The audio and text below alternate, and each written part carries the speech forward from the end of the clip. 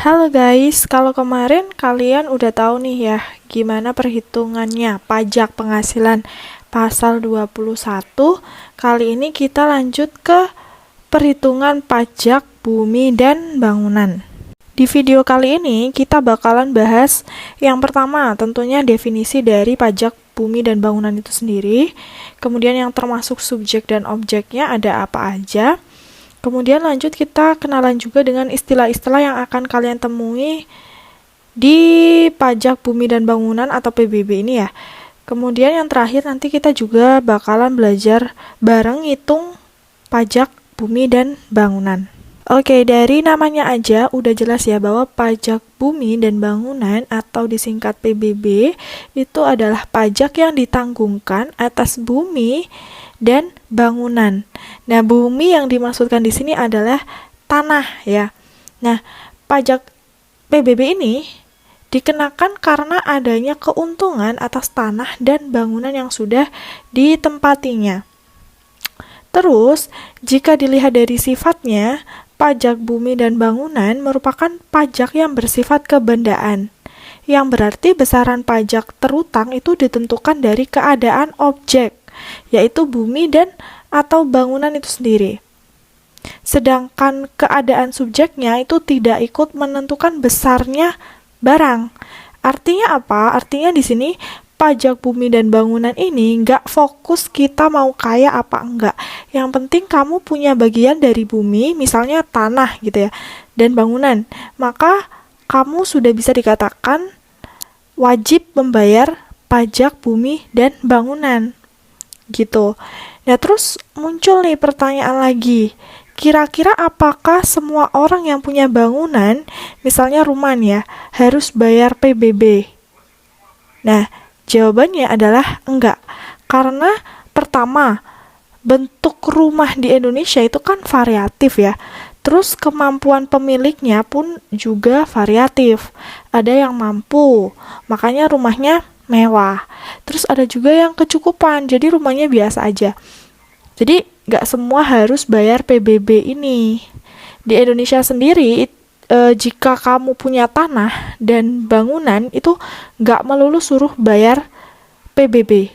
Tapi kamu akan ditanyakan dulu nilai dari tanah atau bangunan kamu itu berapa. Jadi ada standar minimal yang harus kena pajak. Nah, berapa rupiahnya? Sekarang sih ada di angka 12 juta. Jadi kalau misalnya kamu punya rumah, setelah dicari tahu nilai rumah kamu dan ketemu nggak nyampe 12 juta, berarti kamu bebas nggak bayar pajak bumi bangunan ini. Gitu guys. Lanjut. Jadi dulu itu PBB ditarik oleh pemerintah pusat, tapi sekarang mulai dari 1 Januari 2014 udah dipisah. Ada yang ditarik pemerintah pusat dan ada yang ditarik oleh pemerintah daerah. Contoh pajak PBB yang ditarik oleh pemerintah pusat seperti lahan perkebunan, pertambangan, perhutanan gitu ya. Sementara pajak daerah contohnya seperti bangunan atau konstruksi, terus tanah dan juga perairan. Jadi kalau kalian punya rumah berarti itu dibayarkan ke pajak daerah ya. Nah, subjek PBB sendiri adalah orang pribadi dan badan yang secara nyata memiliki hak atas bumi tersebut dan memperoleh manfaat atas bumi. Nah, kemudian memiliki bangunan, menguasai bangunan, dan memperoleh manfaat atas bangunan.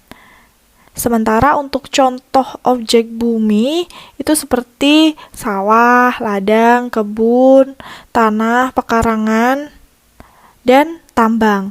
Sedangkan untuk objek bangunan yaitu seperti rumah, bangunan usaha, gedung bertingkat, pusat perbelanjaan, terus pagar mewah, kolam renang, dan jalan tol. Lanjut kita kenalan sama istilah-istilah yang ada dalam PBB ya. Dasar utama pengenaan pajak PBB adalah dari nilai jual objek pajak atau NJOP. Nah, NJOP adalah harga rata-rata atau harga jual objek pajak pada transaksi jual beli bumi dan bangunan. Terus NJOP ini biasanya sudah ditentukan dari Kementerian Keuangan. Dan nilai NJOP setiap daerah itu bisa berbeda-beda tergantung faktor yang mempengaruhinya. Nah, beberapa faktor yang berpengaruh terhadap besarnya nilai NJOP bumi adalah lokasi, terus pemanfaatan, terus dari segi peruntukan dan juga dari kondisi lingkungan sekitar. Sedangkan faktor NJOP bangunan meliputi bahan baku yang digunakan untuk membangun, terus lokasi bangunan, kondisi lingkungan sekitar bangunan, dan juga rekayasa. Nah, semakin banyak faktor yang mempengaruhi, maka akan semakin besar pula pajak PBB tahunan yang harus dibayar. Contohnya kalau sebuah kios yang ada di pinggir jalan raya itu pasti PBB-nya akan semakin mahal dibandingkan dengan kios yang berada di gang-gang kecil. Ya, seperti itu. Kemudian NJOP TKP. Ini intinya adalah pengurang dari NJOP. Biasanya nilai NJOP TKP ini udah ada ketentuannya di tiap daerah. Bisa jadi tiap daerah NJOP TKP-nya itu berbeda. Nah, NJOP TKP ini adalah nilai jual objek pajak tidak kena pajak. Nah, agak rumit ya. Nah, jika NJOP dikurangi dengan NJOP TKP, maka akan menghasilkan yang namanya NJOPKP atau nilai jual objek kena pajak. Nah, berikutnya ada NJKP. Apa bedanya antara NJOPKP dan NJKP? Jadi guys, bedanya ada di tarifnya ya. Keduanya punya tarif masing-masing. Berikut adalah tarifnya. Jadi, jika nilai NJOP kurang dari 1 miliar, maka tarif NJOPKP yaitu sebesar 20% dikali NJOP dikurangi NJOP TKP. Jadi, mereka harus dikurang dulu ya, baru dikali dengan 20%. Nah, akhirnya NJOPKP-nya udah ketemu nih, tinggal NJKP-nya. Untuk tarif NJKP-nya yaitu sebesar 0,5% dikali dengan NJOPKP.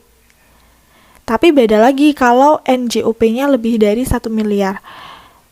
Tarif untuk ngitung NJOPKP-nya sebesar 40% dikali dengan NJOP dikurangi NJOP-TKP.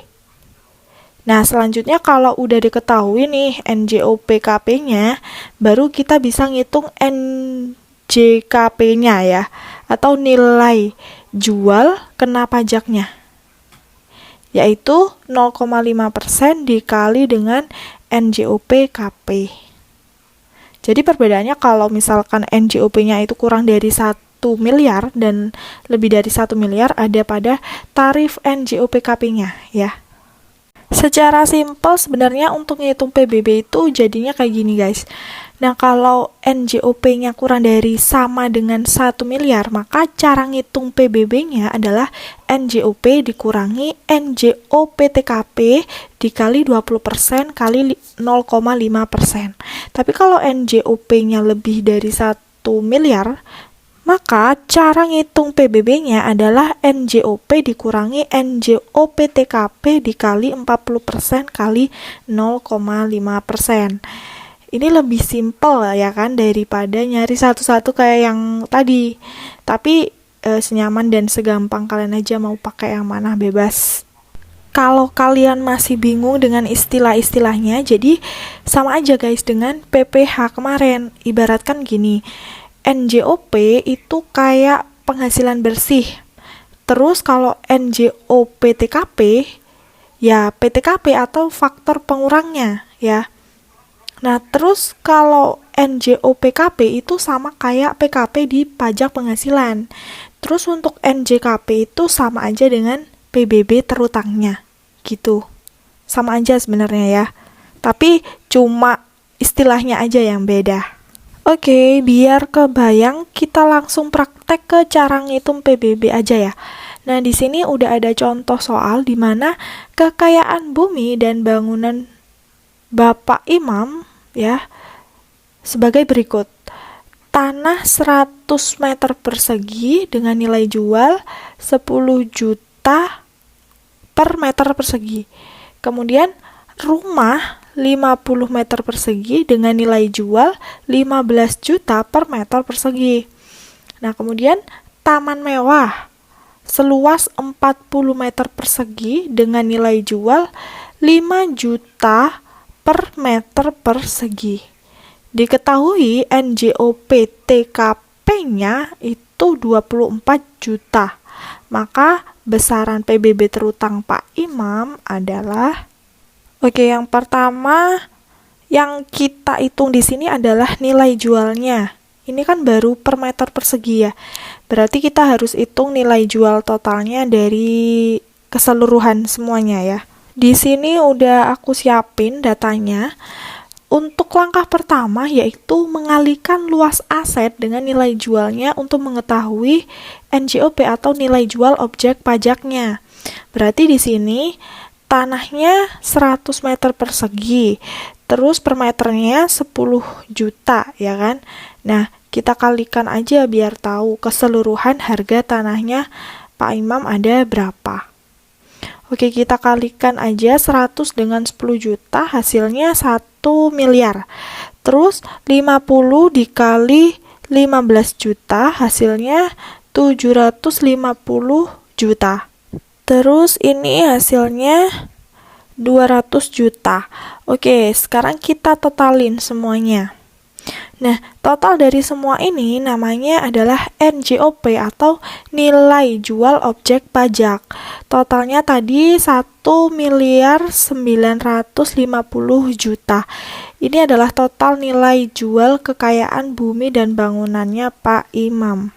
Terus di sini disebutin bahwa NJOP TKP-nya sebesar 24 juta. Ingat ya, yang namanya NJOP TKP itu sifatnya mengurangi nilai NJOP. Berarti langkah kedua yaitu mengurangi NJOP dengan NJOP TKP untuk mengetahui NJOP PKP-nya atau nilai jual objek kena pajaknya. Hitung aja NJOP dikurangi dengan NJOP TKP, hasilnya 1 miliar 926 juta. Nah, ketemu deh NJOP PKP-nya. Jadi, NJOP PKP ini dia diperoleh dari NJOP dikurangi dengan NJOP TKP. Oke, setelah diketahui NJOP PKP-nya, kita lihat dulu nih, dia ternyata nilainya lebih dari 1 miliar. Berarti tarif NJOP-nya sebesar 40% dan untuk tarif PBB terutangnya udah mutlak 0,5% ya guys. Berarti langkah terakhir adalah langsung aja kita hitung PBB terutangnya, yaitu 40% dikali dengan 0,5% dikali dengan nilai NJOP PKP-nya, yaitu 1 miliar 926 juta, atau bisa juga 40/100 dikali dengan 0,5% terus dikali 1 miliar 926 juta. Nah, ini kalau dikalikan akan menghasilkan 2/1000 ya. Berarti kita tinggal coret-coret aja. Ini akan menghasilkan nilai 3.852.000. Berarti pajak bumi dan bangunan yang harus dibayarkan oleh Pak Imam adalah 3.852.000 per tahun ya. Oke, bisa kita review lagi ya untuk menghitung pajak bumi dan bangunan. Langkah pertama yaitu cari NJOP dengan cara mengalihkan luas aset dengan nilai jualnya. Kemudian dijumlahkan semuanya. Gitu. Nah, terus langkah kedua yaitu mengurangi NJOP dengan NJOP TKP sehingga diperoleh NJOP PKP-nya atau nilai jual objek pajak kena pajak. Agak rumit ya, walaupun agak rumit nanti belajarnya pelan-pelan aja nggak apa-apa. Nah, setelah diketahui NJOP PKP-nya, langkah terakhir yaitu mencari PBB terutang dengan cara NJOP PKP dikali tarif NJOP dikali tarif PBB terutangnya. Oke guys, untuk memantapkan pemahaman kalian, coba deh latihan soal berikut ya. Nah, kalau ada kesulitan dan pertanyaan bisa diajukan di grup WA ya, atau bisa WA pribadi ke saya. Oke, itu aja yang kita bahas hari ini, semoga bisa dipahami. Ya, sampai jumpa di video selanjutnya. Wassalamualaikum warahmatullahi wabarakatuh.